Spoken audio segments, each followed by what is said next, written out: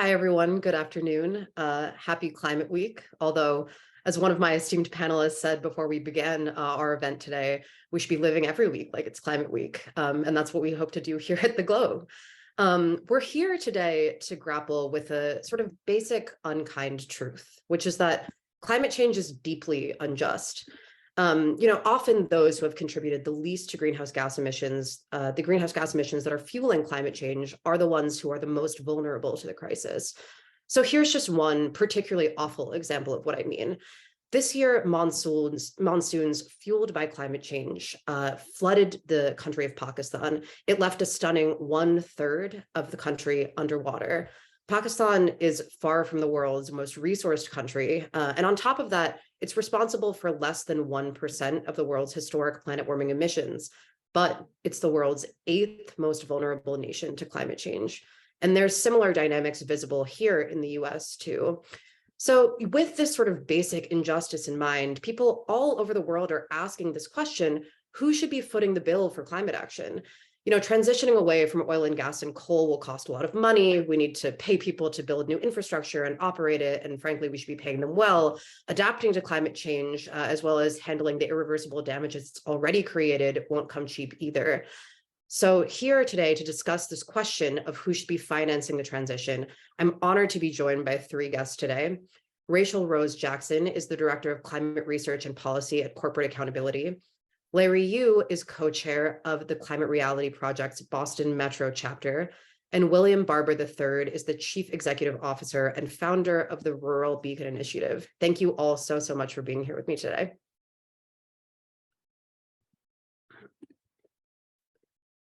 So, we often hear this sort of refrain in the sort of climate justice world: climate change disproportionately affects those who did the least to cause it often. But what do we mean by that? Rachel Rose, I'll start with you. At the international level, who are some of the actors who you would say are the most responsible for causing the climate crisis? And who are the communities who are the most affected by the crisis? Hi, Donna. Hi, everyone. It's great to be here with all of you today. And excited to engage in this conversation as part of Climate Week. Just want to give a super quick disclaimer up front that I'm engaging as on my capacity as corporate accountability as an independent speaker that has no conflict of interest in relation to the event sponsors, and also that in no way does my participation equate to the endorsement of sponsors of this event or the activities. Organizationally, we at Corporate Accountability, we actually actively really condone the tactic by colluding corporations of sponsoring climate events because they use this right to appear to be climate friendly when their actions are anything but. And this is the case with one of the sponsors today who actively profits off of the extraction and selling of fossil fuels. So I'm really, really grateful to be here with you, Darna, William, and Larry, as well as all of you joining, though just want to make my stance on the broader context of the use of sponsorship by corporations to delay and deceive action clear up front. And now, having said that, to your question, when we look at the climate change as a global problem, like history really matters, right? We have to understand how we got here in order to be able to solve a problem. And without understanding the conditions that created it, our solutions, they're always going to be wanting. But historically, when we look at climate change and the global greenhouse gas emissions that have caused it, relatively few handful of actors are overwhelmingly responsible for the vast majority of global emissions. And those actors fall into two different categories: one, countries, and secondarily, corporations. So for the former, countries, just a few countries or regions are overwhelmingly responsible and have caused the vast majority of emissions to date. Not surprisingly, the US and the world's wealthiest country is at the very top of that list.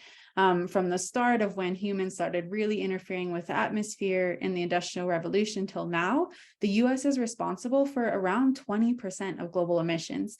And even today, it's still the world's second largest emitter. Secondarily, the EU countries are responsible for close to another 20% or around 18% of emissions. So right there, that's 40% of the emissions that have caused climate change. And we often hear, especially, amongst US audiences, kind of the pushback around, well, China is also a major emitter. And that is true. But what we need to take into account is that historically, it's not true. And also China has 4 times the population of the US. So there's just a couple of countries who are overwhelmingly responsible for causing the climate crisis. And then secondarily, there's corporations. Just about 100 corporations are responsible for 71% of emissions. And of that, only 20 are responsible for about half of that. So the corporate actors who are most responsible for climate change, we can literally trace and attribute how much emissions they're responsible for. And they are very familiar names: Exxon, BP, Shell, Chevron. These are the same actors that knew as much as 50 years ago that their actions would cause climate change. And they invested billions of dollars not in finding a solution, but in delaying the public, deceiving action, making up fake science so that they could continue to profit even while people on the planet continue to be paying with lives and livelihoods and ecosystems. So this is a global problem, but the source of the problem in this case can be traced back to very specific countries and corporations. So simply put, they are the ones most responsible. And when we look at solutions, climate finance and elsewhere, they are the source of the problem that we need to be addressing and holding accountable. Now, on the flip side, just to say quickly, and part of what makes the climate crisis a really complicated but important challenge to solve correctly is that the same actors who have caused the climate crisis are not the same ones who are most at risk. Unfortunately, the opposite of those who have created it are the ones who are most exposed. As you said, Darna, people across Pakistan have literally lost their lives, their livelihoods, their homelands underwater. Across Africa, droughts are being experienced to where whole countries can no longer even feed themselves. Frontline communities, not just abroad, but also in the US, communities of color, indigenous communities, the very ones who've done the very least to cause this problem are the ones who are experiencing its greatest impacts. And so as we seek to solve this problem, fairness has to be key to climate action. Absolutely. Thank you so much for that, Rachel. And just a reminder to the audience that if you have questions for me or any of the panelists today, feel free to use the Q&A function on the Zoom chat. William, I'd love to turn to you next. As Rachel was just sort of starting to mention, this dynamic is visible in the US as well. So could you talk a little bit about, on the domestic level, who is the most responsible for and most vulnerable to the climate crisis? Absolutely. I want to echo the comments of, Rachel, and again, just backtrack and say thank you to the esteemed panelists for having this important discussion today. The climate crisis, before I start my comments, we have to recognize is a global issue. And so even as we are directly unpacking these lenses of who is most accountable, who is most vulnerable, we have to recognize it takes all of us. We really have to have a collective approach where all of us are meeting an unprecedented crisis at an unprecedented global scale. So even in those calls of accountability, what I try to do is see that those are opportunities for actors, even those who have been contributors to this problem, to act, to take accountable for those actions.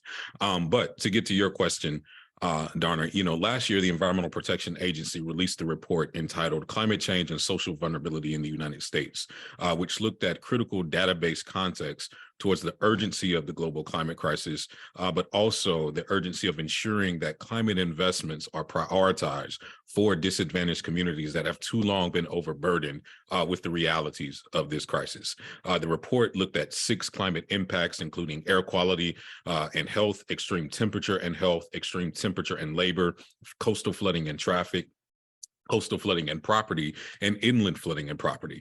The report found some interesting things. Number one being that people of color in the United States are most likely to live in areas where the analysis projected the highest levels of climate change impacts, with a 2 degrees Celsius rise of global temperature or 50 centimeters of global sea level rise.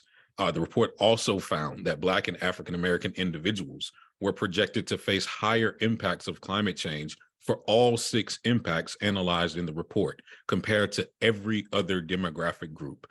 For example, with 2 degrees C of rising, Black and African American individuals are 34% more likely to currently live in areas with the highest projected increases in childhood asthma diagnosis.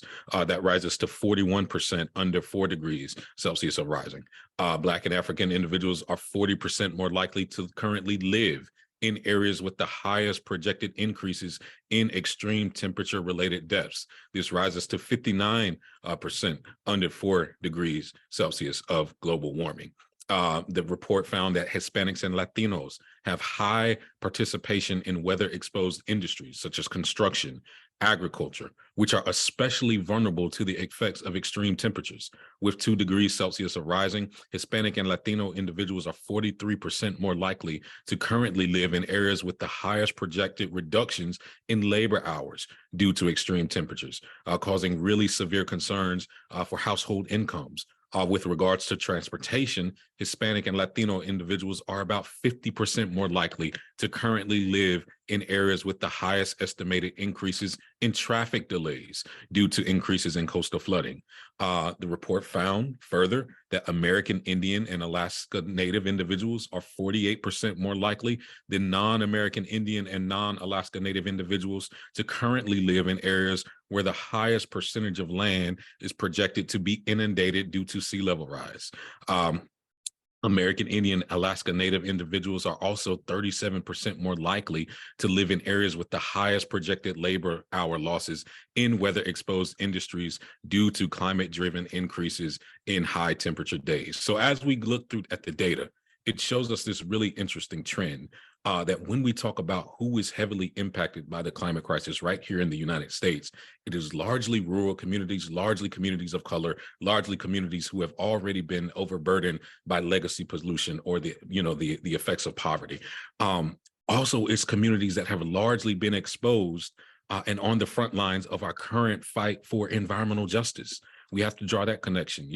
When we think about those increases in risk of childhood asthma rates, that is directly rooted in the legacy of environmental injustice, where we know that in the US, for example, approximately 68% of Black people have lived within 30 miles of a coal-fired power plant for decades, where Black people are 75% more likely than others to live near hazardous waste facilities, where in 46 out of 50 US states, people of color live with more air pollution than their white counterparts. And so what we have to understand is that this climate crisis, the very, very real viciousness of it is that it serves as a multiplier on all the forms of inequity that in my work, I often say we have perfected as a society, and perfected, unfortunately, because it has been the result of intentionally bad policy decisions. And we have to connect this to history, right? We have to connect this to history. We have to understand that these communities that are currently impacted, seeing these disproportionate disruptions, are not just destined to be impacted. It is not just in who they are. It has been because of historical decisions that have forced them into these realities.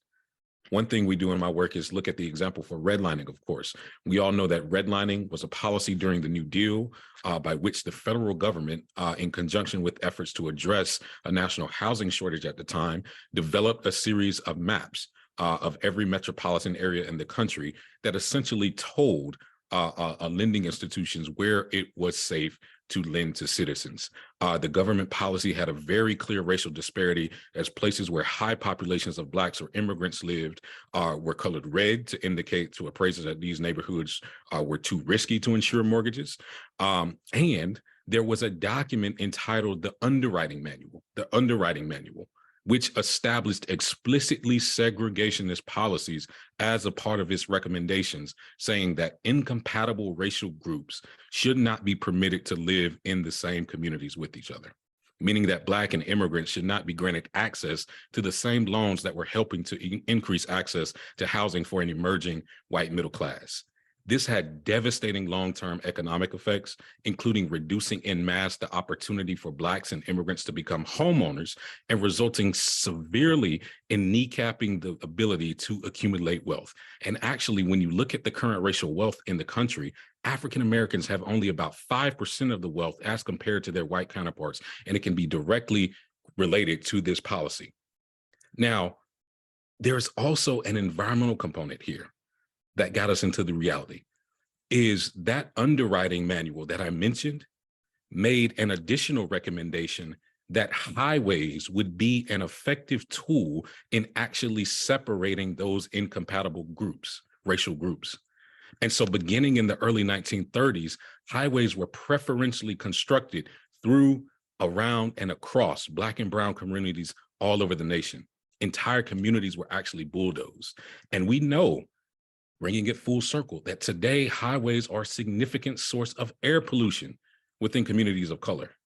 According to a recent study in equitable exposure to air pollution, African Americans are exposed to 34% more vehicle air pollution.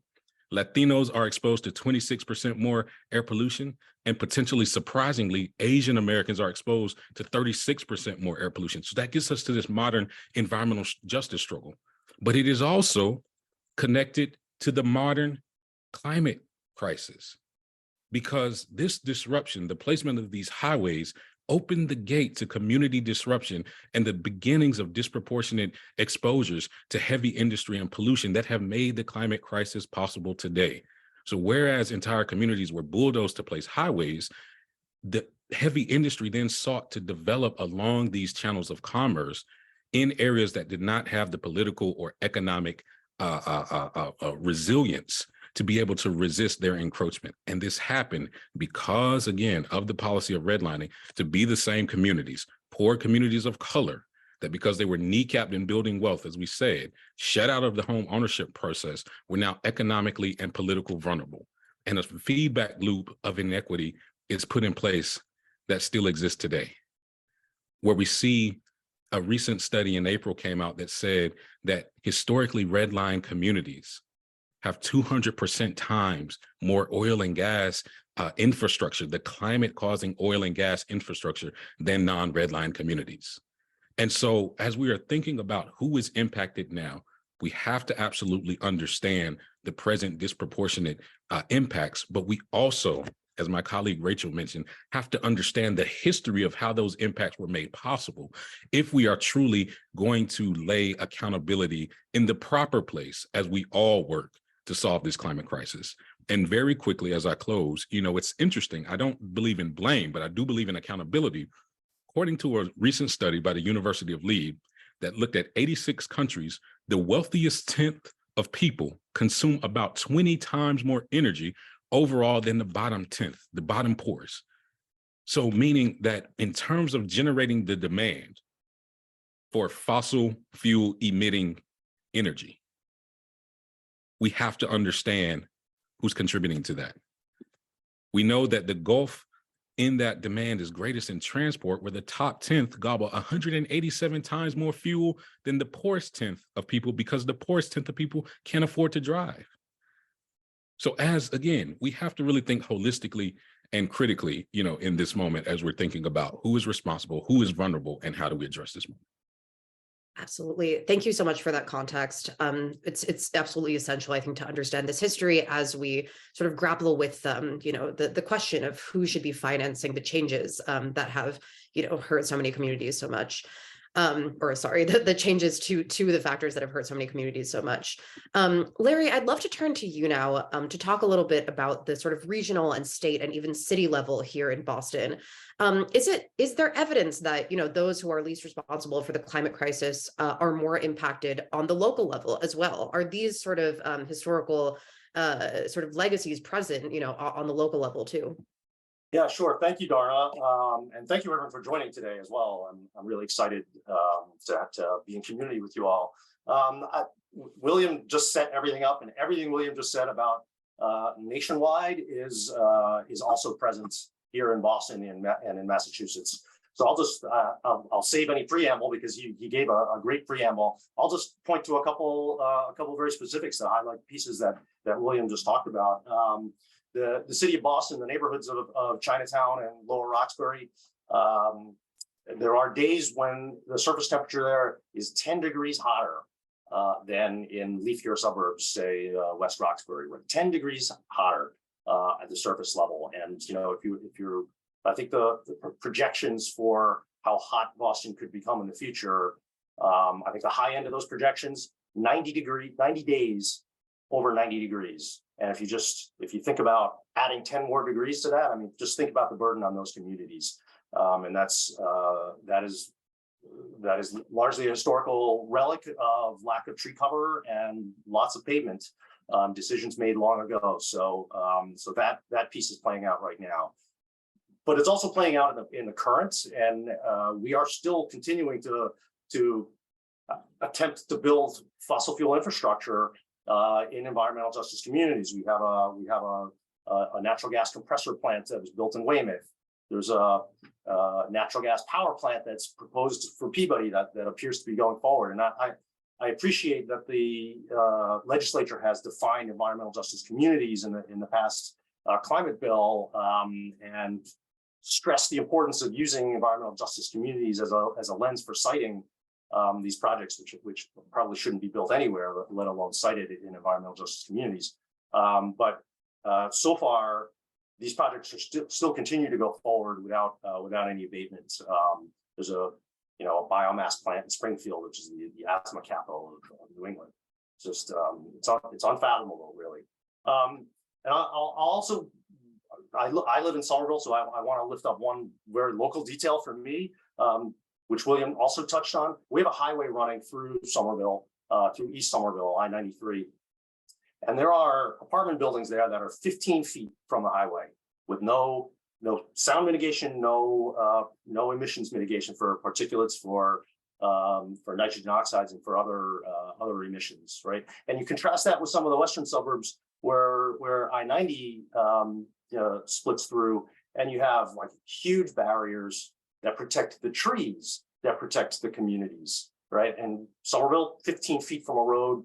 Just look out a window, and it's an old window probably, and see the cars passing by, breathe the fumes all day long, right? So this is still playing out today.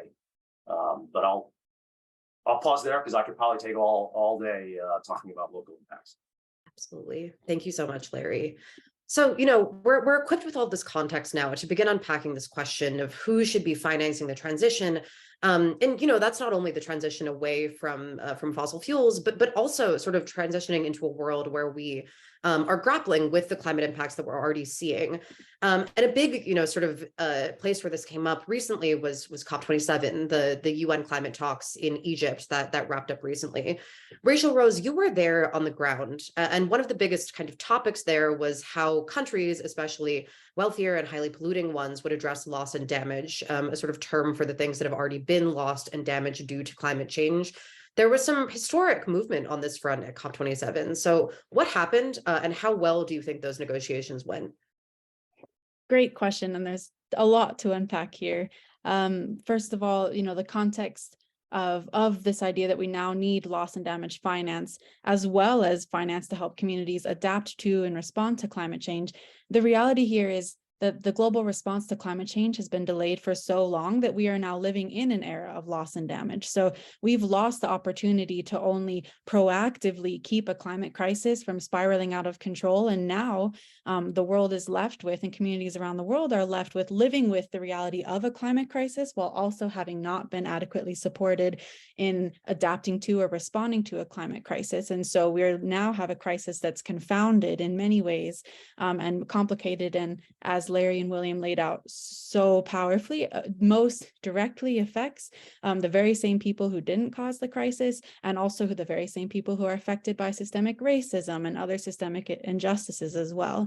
At COP27, there was a historic victory on loss and damage, where world governments were essentially cornered, and I'll explain why I say that wording, to agreeing to establish a global fund to support communities and countries most affected by loss and damage, and responding to not just, again, preparing for the future effects of climate change, but dealing with the literal loss of lives and livelihoods to the tune of millions right here and right now.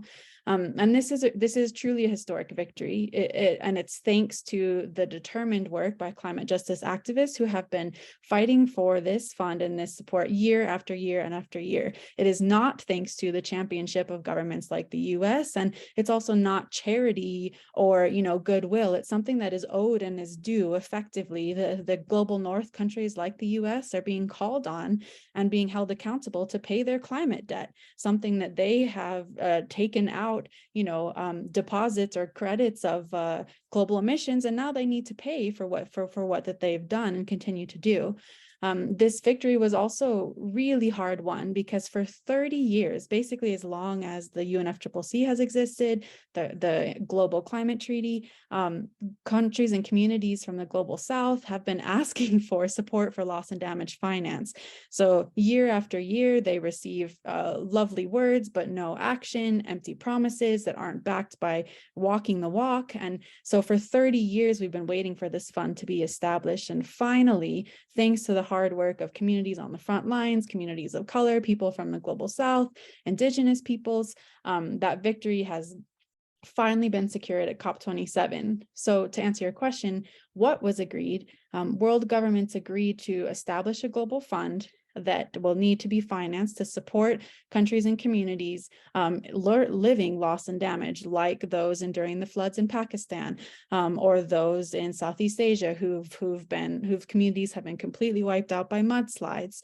Now, how it was agreed is also really important because it was agreed again through the persistence of Global South country delegates as well as frontline community activists against the obstruction of the very countries who have caused climate change overwhelmingly. And the US specifically has always been documented as, this isn't even a personal statement, this is an evidence-based statement, that the US has always been the largest obstructor to progress to address loss and damage. And this remains true year after year. We can document how they tell everybody at home, they're headed to the international stage, they're going to be a climate champion, they have everyone's interest at heart, and then they head there and they actually do the dirty work of polluting corporations who they partner with behind the scenes to ensure that climate action fails. But this year, thanks to pretty amazing collaboration between US climate activists and Global South governments, and then the Global South-led climate justice movement, the US government was really put on the defensive, where they had to be seen to no longer block something that was critically overdue. And thanks to this systemic neutralization and exposing of US obstruction, this fund was finally agreed. And the condition in which it was agreed is also really important too. So the outcome on this issue from COP was as strong as it was because of this repeated determination of climate justice activists and Global South governments. At the same time, the outcomes of COP weren't even stronger because of the polluting interests that undermine and delay progress at climate talks or climate negotiations or in climate policy more broadly. And if you were following COP in any fashion, it probably was impossible to, one, not hear about this issue and loss and damage, and hopefully also impossible to not hear about this whole talk that was happening about how many fossil fuel industry representatives were at COP. And in fact, research released during COP showed that over 630 fossil fuel lobbyists were attending COP to undermine and weaken and influence the climate action agenda. To put that in context, that was more fossil fuel lobbyists than any other country delegation apart from the UAE, which is also, a petro state. So these talks are literally flooded with interests representing the very polluting actors who are responsible for climate change, and they're trying to undermine and weaken progress to address it at every turn. And while there was a hard-won secured victory on loss and damage, we also have to ask critical questions like, why did the COP fail yet again to even acknowledge fossil fuels as a source of the climate crisis? Why did it fail yet again to agree to keep fossil fuels in the ground? And we can't only continue, through the Loss and Damage Fund, historic as it is, we cannot leave it at that, because having funding for loss and damage only addresses the symptoms of the problem, not the root of the problem. It only addresses the effect, not the cause of the climate crisis. And so we're going to continue to compound everything that is lost and damaged until we also agree, and governments take seriously the need to agree and address the reason that we have loss and damage in the first place. And that's global emissions, the fact that we don't keep fossil fuels in the ground. We're not justly transitioning off of fossil fuels onto renewable energy sources, and we're implementing industry-led false solutions rather than real solutions. In terms of what lays ahead, as you also asked, still critical work lays ahead of us, both for the Loss and Damage Fund. Countries have agreed to establish it. Now, hard work remains to ensure that there's money that goes into that fund, that money is controlled by the very communities who are experiencing loss and damage, that money is grants-based and doesn't come with a ton of strings attached that further indebt countries and communities into a neocolonial racist way of being. And that countries like the US, governments like the EU, historical polluters are held accountable to paying into that fund so that we can actually address the issues at hand. It can't just sit there empty. So really, while this outcome has been historic, we need to continue to hold our governments accountable, particularly the US, but all around the world, to seeing through to ensure that this fund is established and implementable in a way that actually helps communities and address the problem. And at the same time, we need to continue to hold our governments accountable and our decision makers accountable to continue to take steps to keep fossil fuels in the ground, to protect frontline communities, to transition to renewable community controlled energy. Because if we're not doing both of these things at the same time, we're still going to continue to mudslide into a climate crisis that, completely spins out of control. Absolutely. So to bring it back to the domestic level as well, built into this idea of loss and damage is sort of two ideas. One is that, certain nations have been more responsible for contributing to greenhouse gas emissions.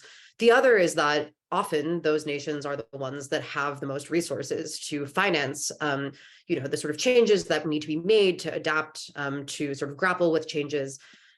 I'd love to talk, William, with you about how this could sort of be applied to the domestic level as well. Is this sort of loss and damage framing useful here within the US? And could we possibly see something like a sort of loss and damage financing mechanism at the domestic level?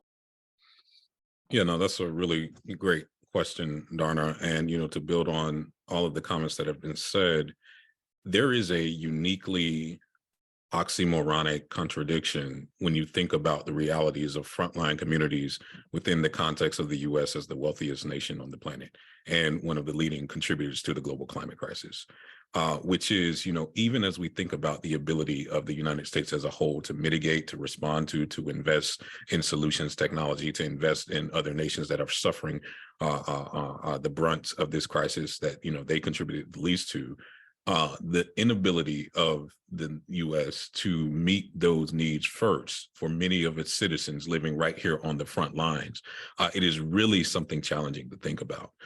So I think the loss and damage conversation, at the first level of value is incredibly important because it forces us to really sit with that and see, how do we think critically about that contradiction? How do we think about the role of the United States in addressing and helping lead the charge on the global stage, but also hold it accountability to meeting the needs and the same concerns right here at home.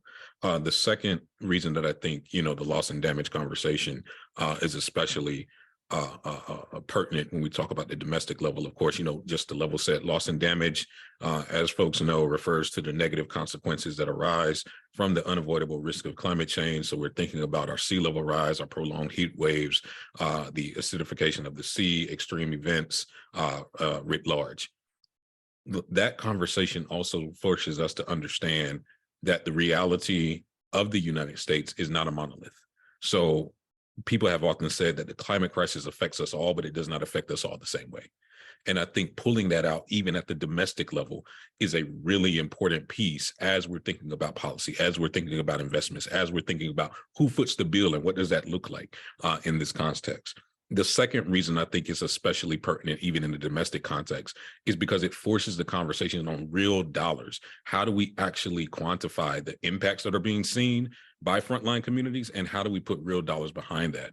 I mentioned the mapping exercise where we do in our work, where we look at census data that looks at the concentration of communities of color nationwide. We then look at the concentration of persistent poverty counties nationwide. And then we look at the frequency of billion-dollar weather disasters over the last 40 years and where they occur. And when you look at that data, there's this interesting hotspotting effect that occurs, where again, it tells us this narrative that we all know. When we talk about the low-hanging fruit of the climate crisis, the most heavily impacted areas are largely in the southeastern United States, largely rural, largely coastal, largely poor, largely communities of color. Actually, based on the National Climate Assessment, the American South and Midwest are expected to suffer the largest economic losses due to climate change. 97 out of the 100 top 100 counties to be most impacted by the climate crisis in the United States are in the South and Global South, in significant communities of color, with significant populations of color. When you think about from the National Oceanic and Atmospheric Administration, the U.S. has sustained 338 weather and climate disasters since 1980, where overall damage costs have exceeded $1 billion. The total cost of these 338 events exceeds $2.295 trillion. And so the context of loss and damage, again, helps us quantify those realities of impact. It helps us understand that those impacts are not evenly spread. And it then forces us to think about what, on the flip side, what are the investments that we do to prevent this? I think an aside there is it also helps us frame the conversation as to not what is the cost of investing in solutions, but what is the cost of not investing? What is the cost of doing nothing and letting this continue year after year, decade after decade? It's astronomical. It's astronomical. And then finally, I think, the loss and damage conversation is especially pertinent in the domestic context because it begins to frame this conversation. It helps us frame this conversation as a matter of morality. And even as we are thinking about the dollars and the economics behind investing in climate solutions, even as we are thinking about the mapping and how do we identify and prioritize investments here in the United States, we also have to think about the morality of when we are living in a crisis where the vast majority of people who are experiencing the lion's share of those impacts now did not contribute to this moment. Who then must take accountability? Who amongst us must then take accountability? Not necessarily blame, but who must take accountability to help do our part to meet this global crisis that will be coming for us all? Because as I say, as goes the front lines, so go we all in the context of the global climate crisis. Absolutely. This is such important context to discuss not only the sort of financing mechanism for loss and damage, but also, to think through who should finance energy transitions, who should pay for adaptation around the world. Larry, I guess I would also add that, despite the sort of big moves that came out of COP27, there is a real sort of absence of adequate international action. So many are looking to local governments to lead the way. And Larry, you worked on a bill in Massachusetts that could actually give state residents the ability to help poorer nations, especially in the global South, grapple with climate disasters. Could you talk a little bit about that initiative and where it stands now? Sure. Yeah, super excited about this. So, through the Climate Reality Project Boston Metro chapter, we are working with Oxfam America on a bill in the Massachusetts legislature. Technically, we're between sessions. We intend to reintroduce the bill in the next session next year. And the bill is super simple. It basically adds a checkbox on Massachusetts tax forms, allowing folks to taxpayers to voluntarily donate to the Least Developed Countries Fund. Now, what's the Least Developed Countries Fund? That is a fund that is a UN run fund. I guess technically the Global Environment Facility managed fund that finances adaptation projects in the 46 least developed countries in the world. So we call this bill a win-win-win because it's no cost to the state. It is completely voluntary for taxpayers. And it helps the people who are most communities that are most vulnerable to the impacts of climate change. And as we said, the least responsible for it as well. And I just want to give a big thanks to Senator Barron and Representative Cabral, Representative Nguyen, who really led the charge in bringing this out. But we're really excited about the possibilities here. With that said, we have no illusions about Massachusetts taxpayers voluntarily covering a $100 billion climate financing gap, right? I mean, it's just a small drop, I think. However, it's a model that could be replicated by other subnational governments across the country or even across the world. And it's also a signal to policymakers that there are people who care, there are people who take the moral choice to make these voluntary contributions, and hopefully make policymakers more willing to build that into their own frameworks. Completely. And I understand that Massachusetts would be the first state in the country to adopt this initiative. Are there other states that are following suit, or have there been sort of other efforts that have cropped up? Yeah, so Massachusetts would be first, will be first when we pass this bill. There are I've heard that there are conversations in California about, in a somewhat parallel way, of taking their cap and trade allowances and sort of channeling some of the revenues from cap and trade to this kind of a fund. I don't know how advanced those talks are, but this also does follow.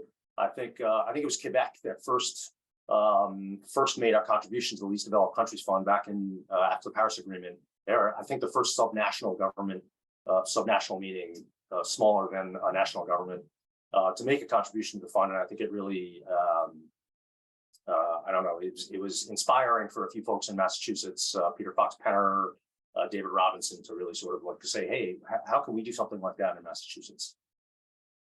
Absolutely. I do want to make sure that we have a bit of time for audience questions. So I'll ask the three of you, maybe one final question on my end. You know, there are a number of ways that, a number of mechanisms that are used around the world and here, you know, in the US, in Massachusetts, to fund the kinds of changes that we need to implement to kind of grapple with the climate crisis. You know, there are changes that are made at the state level with public funding. There are sort of transitions that are made with surcharges on utility bills. I'll just go around and ask each of you, who should be paying for mitigation, adaptation, loss and damage? Should it be governments? And if so, which ones? Should it be corporations? And if so, which ones? Should taxpayers be financing the transition? And if so, should certain people pay more? Rachel Rose, I'll start with you. Talk about who should be financing these transitions.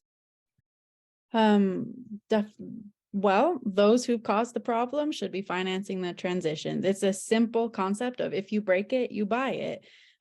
It's not for others to be held accountable for our individual or collective actions. And that really comes to the case when we talk about climate finance. It should be, one, the countries most responsible for global emissions to date, and two, the corporations most responsible for causing climate change, not just through their emissions, but also through their decades-long campaign of delaying and deceiving and denying, that should be held liable in order to finance, finally, a globally just and urgent response to the climate change. But how that looks is also really very important. Number one, this is not aid, it's not charity. You know, the US agreeing to establish a loss and damage fund or anything else is not the US being a goodwill actor. That is the US needing to pay and honor its climate debt. It's also not a license to continue to pollute. So by holding corporations or countries responsible for climate change liable does not mean that those actors can continue to pollute. And as long as they pay in some way, shape, or form, they can continue with their actions. You know, we are on the brink of societal and economic collapse, and already millions of people around the world, including frontline communities in the US and across the global South, have already lost their lives and livelihoods due to this crisis. So this can't be like a pay quid pro quo. We need to resource climate finance mobily to the scale of the problem required. We need to do that through holding corporations and polluting countries accountable, but it also needs to be done in a way that ends the ability to continue to burn fossil fuels, that justly transitions us to safer, more regenerative community ways of living. And it also needs to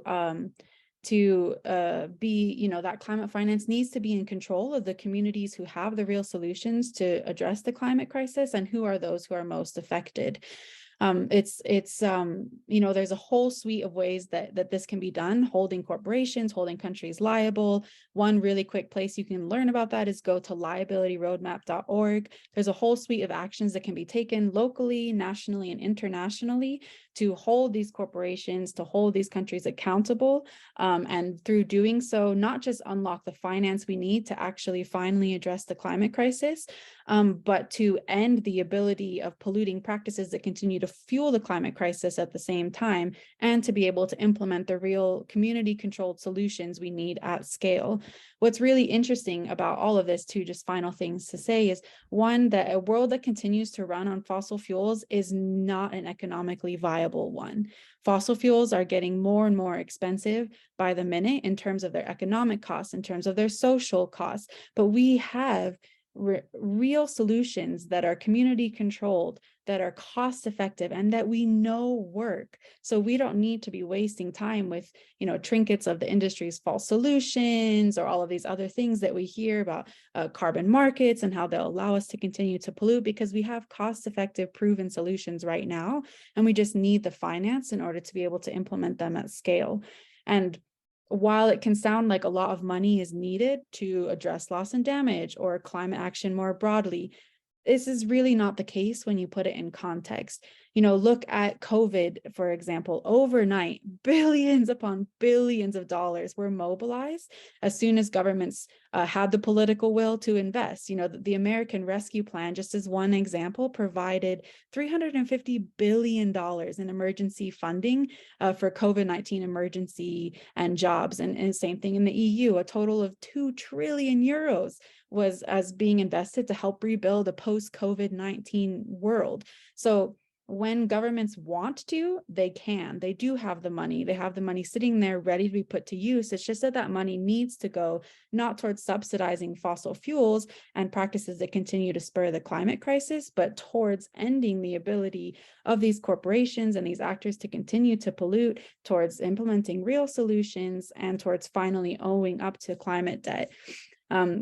And actually, something that William said to me really spoke to me. This is also about a moral obligation. This is about what's right, what's fair. And it's also, in addition to that, it's a scientific one. We can't continue to sustain life on the planet in the way that we're continuing to live. So we have to be able to rapidly transition course right now if we're going to have a future where everyone can thrive.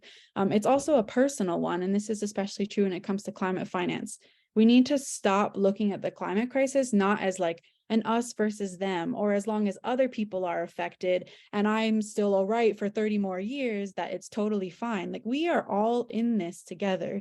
And while communities of color and on the front lines have been living these impacts for decades already, now privileged people who are white are also starting to experience them too. Not at the same scale, not at the same urgency, but it's time that we all wake up and realize that this is a global problem that needs global solutions, and that requires standing in solidarity with each other, owning up to our moral obligation to act, and holding the corporations and countries most responsible for climate change liable, so that we can finally and firmly, unlock the climate finance we need in order to be able to respond to the climate crisis.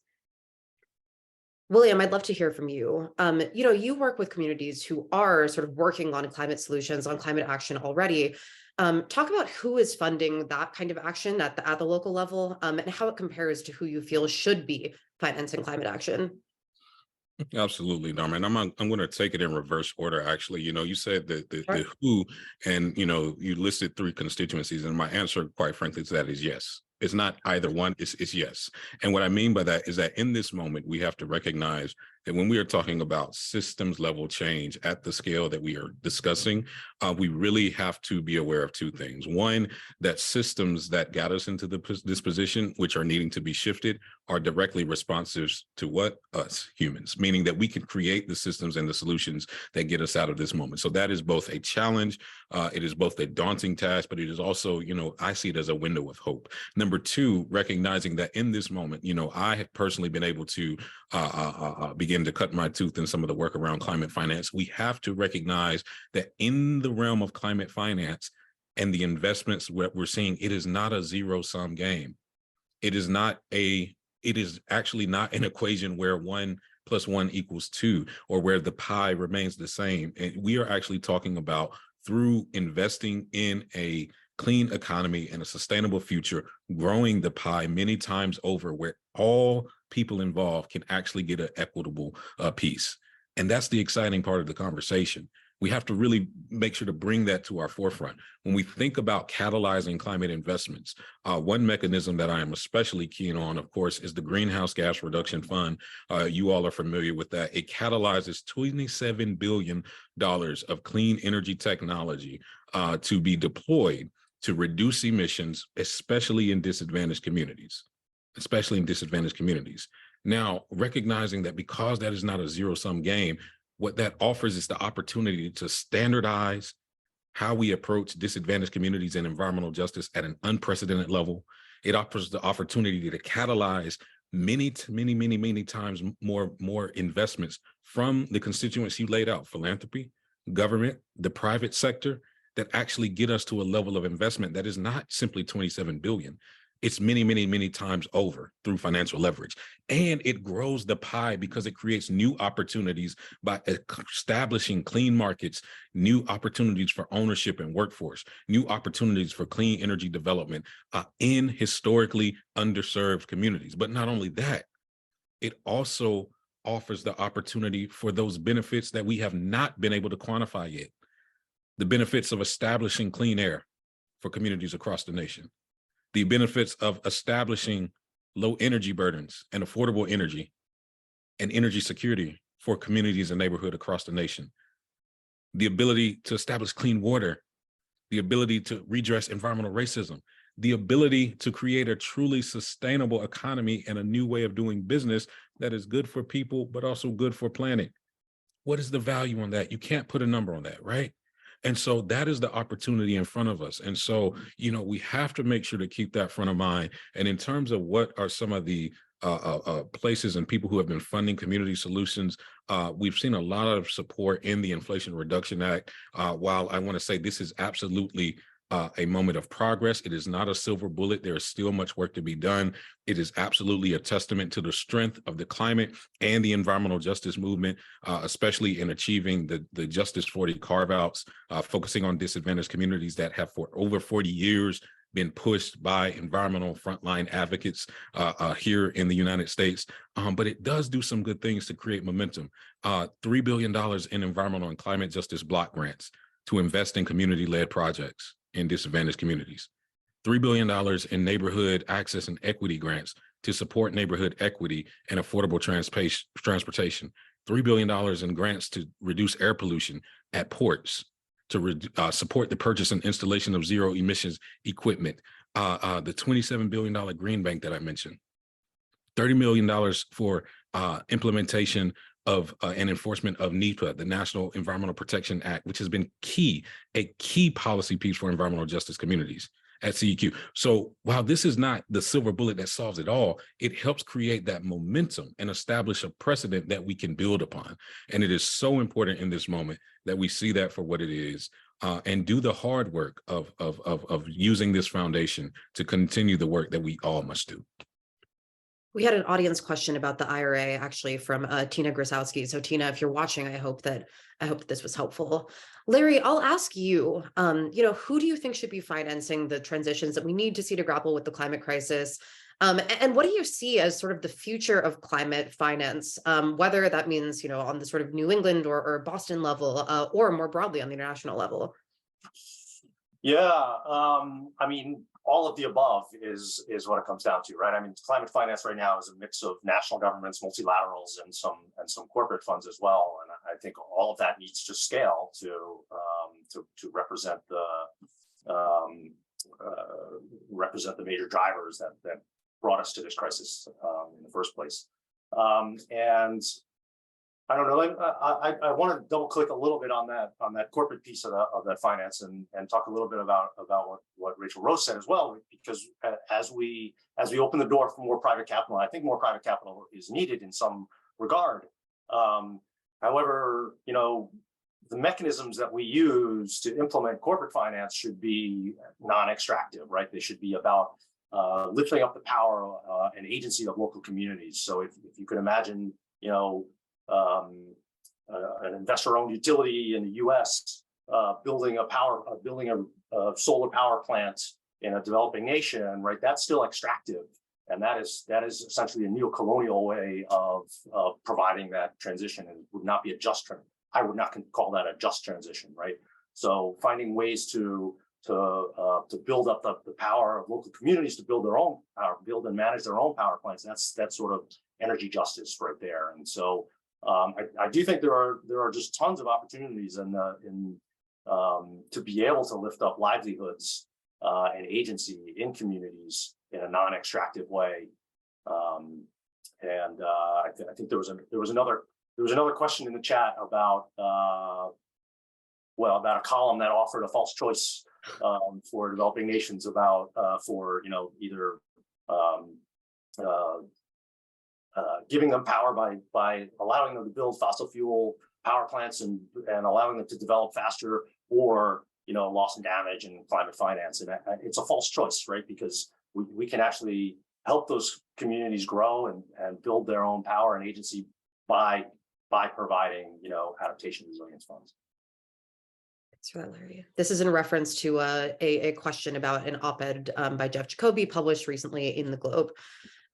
I will just take a couple more minutes to ask one more audience question, which is from Julia from Brookline, who asked, could it be that it will take some level of personal impact on folks in Congress, et cetera, that people will have to feel these impacts in order to act?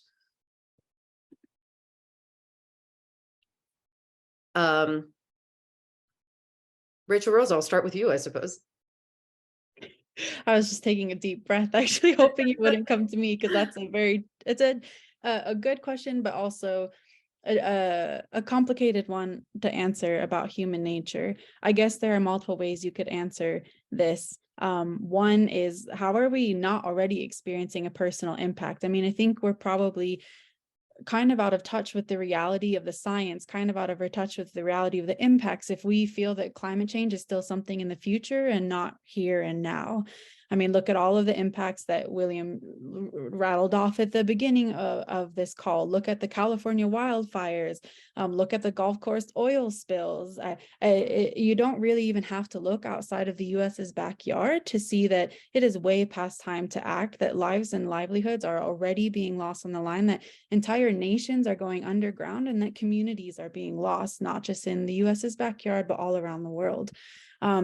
So I think that more than waiting for, any decision maker to finally have a personal impact in order to be moved to action, I think that now is a really important moment for those of us who live in America and around the world to demand of our decision makers that it's time to act, to claim our own personal power in solidarity with each other and with frontline communities and everyone around the world, and demand that now is the time to take action, to hold corporations liable, to provide adequate climate finance in the control of communities, to have a sustainable, a resilient response to the climate crisis, and to implement those solutions. We have so much more power than I think we realize we have sometimes, and it's kind of convenient to think that we don't, because it makes life easier for those of us who live privileged lives. But now is the time for us to be in it in every possible way together to address this global crisis, to not wait for the impacts to be so great that they can't be ignored, because they already are. And if we wait any longer, it will be too late. So it's time for us to, all be joining hands and to be demanding of our decision makers, our local governments, our national governments, and world governments to implement all of the things you've heard from this call and all of the other climate solutions, and to rise to the scale of the global problem in solidarity with each other. Absolutely. William, I'd love to hear from you on this. I would just echo, what Rachel said. I think it is really the personal, makes this more urgent. It really allows us to operate with the urgency and the tenacity that the moment requires. And I think, what is encouraging and challenging on a human level is both with the challenge of a COVID-19 pandemic, but also with this challenge of the global climate crisis. I think we are beginning to experience a level of commonality that has been threatened to be lost, when we talk about, human collective experience. And that collective experience, that collective urgency, that collective going through something that is unavoidable, it really allows a level of empathy and, I think, power that would be really important to channel, as we seek to do the systems change at the scale necessary to build a truly sustainable, equitable, just future for all. Absolutely. And Larry, do you have thoughts on whether or not it will take impacts on the most powerful in order to sort of facilitate that level of action that we need? Yeah, I mean, this is, that's one pathway, I think. I also think, however, that, budget appropriations, relying on annual budget appropriations in Congress to continually provide climate finance over a long period of time is, practically speaking, is a fraught ask, I think. And so the more we can sort of build in automatic appropriations and through some other mechanisms, I think the better. I mean, USAID's budget is $60 billion. Couldn't it come from USAID expand their remit to include more climate finance? Same thing, World Bank or IMF appropriations as well could be. I think there are talks there to change their stance towards loss and damage and climate finance. So I think there are other ways of doing this that don't rely on annual congressional budget hearings. Absolutely. Thank you all so much for being here with me today for this extremely insightful discussion. I really appreciate all of you for joining us. And thank you also to the audience. I so appreciate all of your questions, and I'm so sorry that we didn't get to all of them, but I promise you that we'll be addressing many of these questions and more in our coming coverage. So make sure that you keep an eye on Into the Red, our climate vertical on the Globe at globe.com/climate for more here. I will just thank you each again, Rachel Rose, Larry, William. Thank you all so much for being here with me today.